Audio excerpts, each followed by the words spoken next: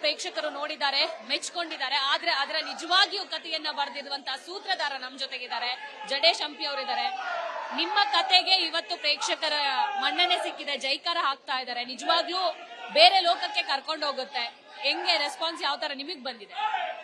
ಅಯ್ಯೋ, ನನ್ಗೆ ಗೊತ್ತಿತ್ತು ನಮ್ಗೆ ಈ ತರದೊಂದು ಒರಿಜಿನಲ್ ಕಥೆಯ ಸ್ವದೇಶಿ ಕಥೆಗೆ ಒಂದು ಸಿಗುತ್ತಂತ. ಬಟ್ ಈ ಲೆವೆಲ್ಗೆ ಅಂದ್ರೆ ಸ್ವಲ್ಪ 70s ಈಗಿನ ಕಾಲದಲ್ಲಿ ಹೇಗ್ ತಗೋತಾರೆ ಅದೇನ್ ಕ್ಯೂರಿಯಾಸಿಟಿ ಅಂತ ಅನ್ಕೊಂಡಿತ್ತು. ಬಟ್ ನೋಡಿದವ್ರೆಲ್ಲರಿಗೂ ಒಂದು ಎಷ್ಟು ಜನ ಹೇಳ್ತಾರೆ ಅಂದ್ರೆ, ನಾವಿವ ರೈತರು ಅಂತ ಹೇಳ್ತೀವಿ, ಮೂಲತಃ ನಾವ್ ಏನಾಗಿದ್ವಿ, ನಾವು ರೈತರು ಆಗಿದ್ವ ಫಸ್ಟ್, ಇವತ್ ನಮ್ ಗದ್ದೆ ನಮ್ ಹೊಲ ಇವತ್ ಮಾರಿ ಬಿಡೋಣ ಅಂತ ಹೇಳ್ತಾ ಇದ್ವಿ, ಈ ಭೂಮಿ ಹೆಂಗ್ ಸಿಕ್ತು ಅಂತ ಒಂದು ಎಷ್ಟೋ ಜನ ಮಾತಾಡ್ಕೊಳ್ತಿದ್ದಾರೆ. ನನಗೆ ಆ ಒಂದು ವಿಚಾರ ತುಂಬಾ ಇಷ್ಟ ಆದದ್ದು ಅಂತ ಹೇಳ್ತೀನಿ.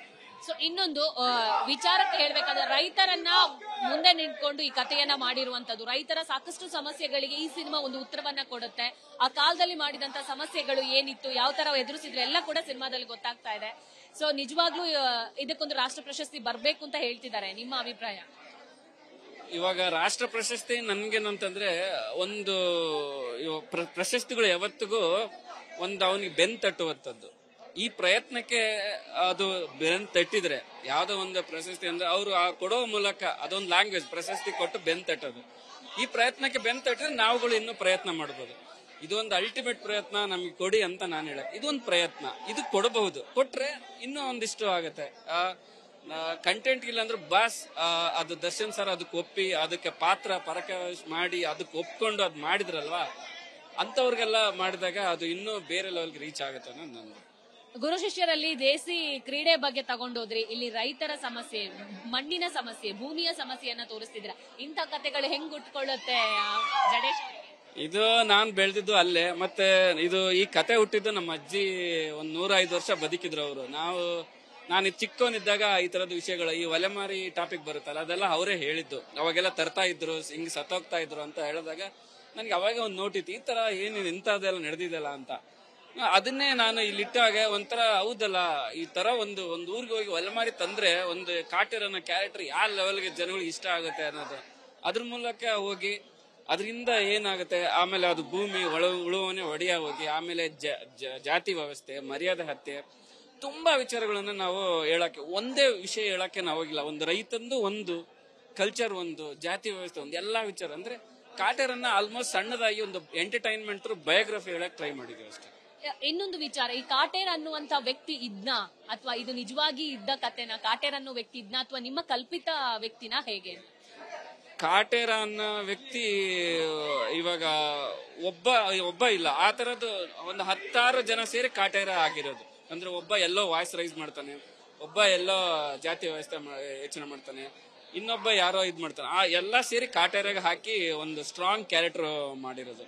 ಮತ್ತೆ ಹೀರೋಯಿನ್ ಕ್ಯಾರೆಕ್ಟರ್ ಬಂದ್ಬಿಟ್ಟು ಒಂದು ಚಿಕ್ಕದಾಗಿ ನಮ್ಮ ಬಸವಣ್ಣ, ಅಕ್ಕಮಹಾದೇವಿ, ಸಿದ್ದಾರೂಢ ಸ್ವಾಮಿ, ಶರೀಫ್ ಅವರು ಹೇಳುವಂತ ಒಂದು ಸಮಾನತೆನೆ ಅವಳಲ್ಲಿ ಇತ್ತು. ಅದಕ್ಕೆ ಹೀರೋ ಕೊನೆಯಲ್ಲಿ ಹೇಳ್ತಾನೆ, ಅವಳಲ್ಲಿ ಒಂದು ಸಾಮಾನ್ಯತೆ ಇತ್ತು, ಅವಳಲ್ಲಿ ಒಂದು ಆಶಯ ಇತ್ತು.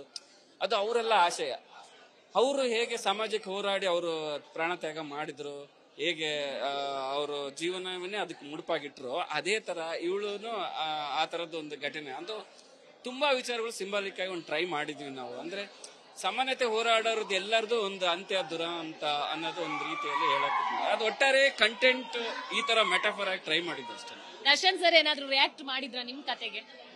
ಇಲ್ಲ, ಅವರು ಪ್ರತಿ ಸ್ಟೇಜ್ ಅಲ್ಲಿ ಅವರು ರಿಯಾಕ್ಟ್ ಮಾಡೋದು ಹೆಂಗಂದ್ರೆ, ನಮ್ಮ ಜಡೇಶ್ ಅಂದ್ರೆ ಅಲ್ಲೇ ಅರ್ಥ ಆಗುತ್ತೆ. ಜಸ್ಟ್ ನಾನು ಒಬ್ಬ ಕಥೆಗಾರ, ಅಲ್ಲಿ ರೈಟರು, ಒಬ್ಬ ಡೈರೆಕ್ಟರ್ನ ಎಷ್ಟು ಯೋಚನೆ ಅವರು ನೆನ್ಪು ಮಾಡ್ಕೊಂಡು ಒಂದು ಸ್ಟೇಜ್ ಅಲ್ಲಿ ಹೇಳ್ತಾರೋ, ಅದೇ ತರ ನಮ್ ಜಡೇಶ್ ಅಂತ ಹೇಳಿದಾಗ ಅವ್ರಿಗೆ ನಾನಲ್ಲ ಇಷ್ಟ ಆಗಿದೆ. ನನ್ನ ರೈಟಿಂಗ್, ನನ್ನ ಕತೆ, ನಮ್ಮ ಸೊಗಡಿನ ಕತೆ ಇವನ್ ಬರ್ದಿದ್ದಾನಲ್ಲ, ಆ ಒಂದು ಇದು ಅವ್ರಿಗೆ ಆ ಮೈಂಡ್ ಅಲ್ಲಿ ಸೇರಿದೆ. ಅಂದ್ರೆ ಅವರು ಎಷ್ಟು ಲವ್ ಮಾಡಿದ್ರೆ ಸಿನಿಮಾ ಅನ್ನೋದು ನೆನಪಾಗುತ್ತೆ. ಅದರಿಂದ ನಾನ್ ನೆನಪಾಗ್ತೇನೆ ಅಷ್ಟೇ. ಇನ್ನಷ್ಟು ಇಂತಹ ದೇಸಿ ಮಣ್ಣಿನ ಕತೆಗಳು ಹುಟ್ಕೊಳ್ಳಿ, ತೆರೆ ಮೇಲೆ ಬರ್ಲಿ. So all the best and thank you. ಹೌದು, ನೀವುಗಳು ಜನಗಳು ಒಂದು ಕನ್ನಡ ಸಿನಿಮಾ ನೋಡಿ, ಈ ತರದ್ದು ಎಕ್ಸ್ಪೆರಿಮೆಂಟ್, ಇದು ನಾನು ಅಲ್ಟಿಮೇಟ್ ಅಂತ ಯಾವತ್ತೂ ಹೇಳ್ತಲ್ಲ, ಒಂದಾದ್ಮೇಲೆ ಒಂದ್ ಇದೇ ಇರುತ್ತೆ. ಈ ಪ್ರಯತ್ನಕ್ಕೆ ಸಪೋರ್ಟ್ ಆದ್ರೆ ಇನ್ನೊಂದು ಅಲ್ಟಿಮೇಟ್ ಸಿಗುತ್ತೆ. ಸೊ ಇದಕ್ಕೆ ಸಪೋರ್ಟ್ ಮಾಡಿದ್ದಾರೆ, ಖುಷಿ ಇದೆ. ನಾನು ಇನ್ನೊಂದು ಜೋಶ್ ಇದೆ, ಇನ್ನೊಂದ್ ತರ ಬರೀಬೇಕು ಅನ್ನೋದು ಒಂದು ಜೋಶ್ ಇದೆ. Thank you.